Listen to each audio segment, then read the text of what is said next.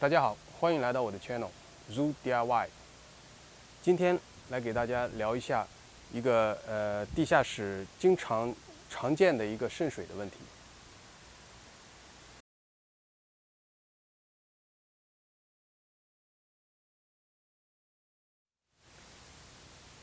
地下室渗水是一个非常麻烦的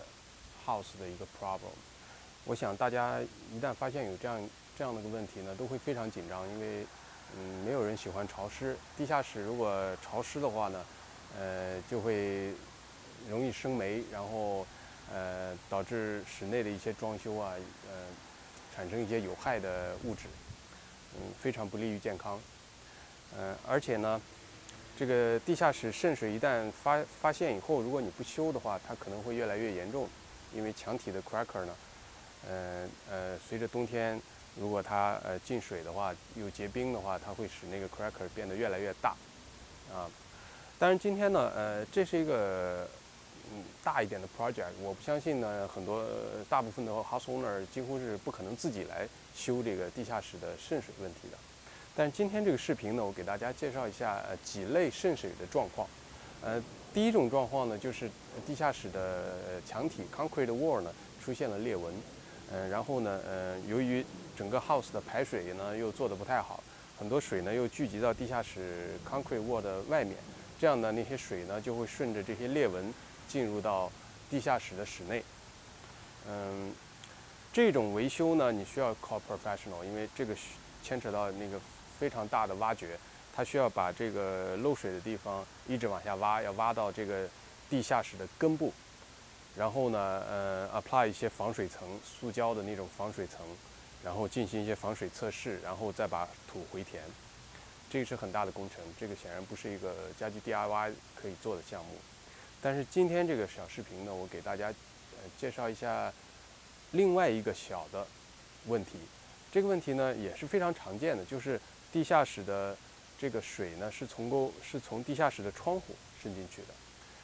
那么为什么会发生这样的状况呢？因为大家可以来看一下，每一个地下室的窗户呢都会有一个小天井。这个小天井呢，它在设计的时候呢，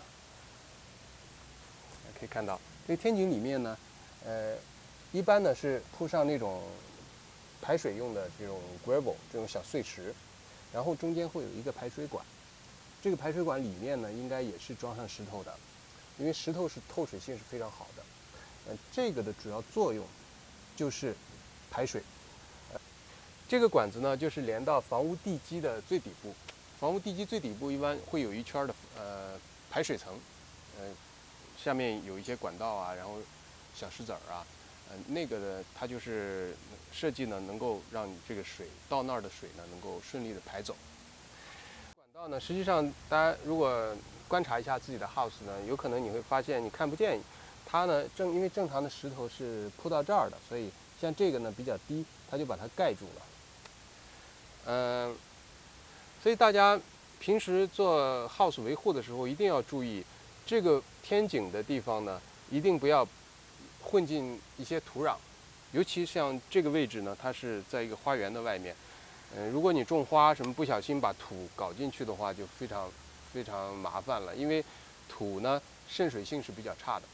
如果大量的土集中在这儿的话呢，把这个口 block 住了以后，那它就渗不了水了，或者它渗得非常慢，这样冬天化雪的时候，这个水渗不下去，它就会从这个窗户呢流进室内。这个也是非常讨厌的一个问题。因为这个位置呢是冷房，最近几年呢我就发现暴雨啊，然后化雪的时候，冷房的靠近窗户的墙壁上有渗水的迹象。那么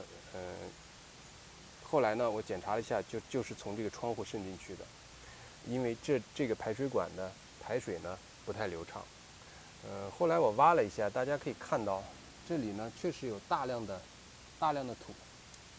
虽然有很多石子儿，但是有大量的土。这个地方我已经挖开很多了，大概3桶的东西，我把它放在小推车里面。所以这种土呢，实际上它就阻碍了这个排水管的口，这样呢就会导致它流水非常慢。现在我把它挖开，挖开以后呢，把排水管里面的小碎石也掏开，然后甚至拿着吸尘器把这些表面一些土把它吸干净。然后呢，我做一个渗水测试，看看呢这个排水管现在还正不正常工作。然后密集的倒进这个排水管里面，我看它能不能顺利的排掉。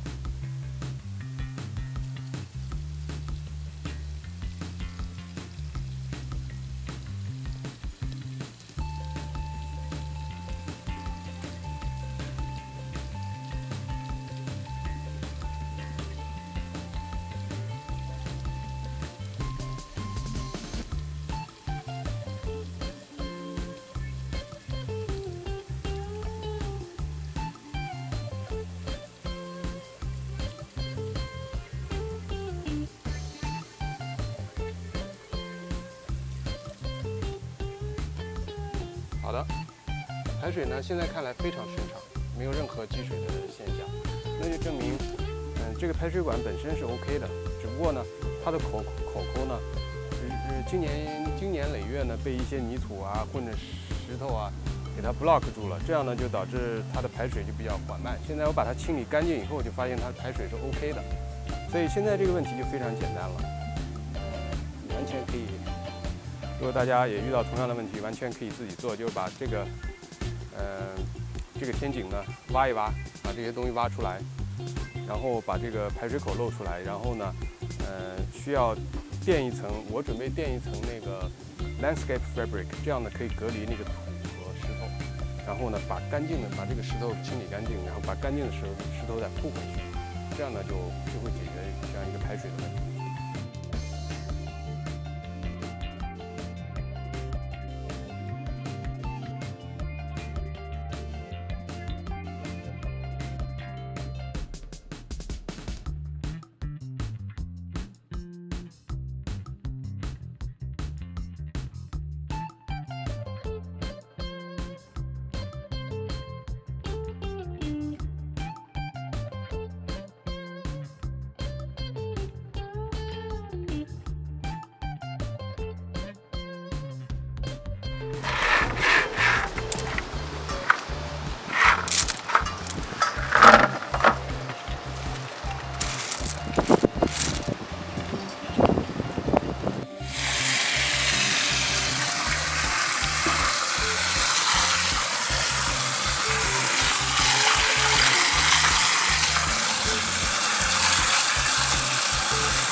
哇，这水渗的超级快啊！啊，没问题了，没问题，非常好。好，现在呢，其实马上就入秋了，这个 house 呢也进入入秋前的检查，因为加拿大的冬天是非常严酷的，这种排水啊，可以说是必须要检查的一个项目之一。如果大家住 house， 可以每一个天井，地下室的天井，窗户前面看一下这个排水流不流畅，可以像我刚才用的那样，接一些水管啊，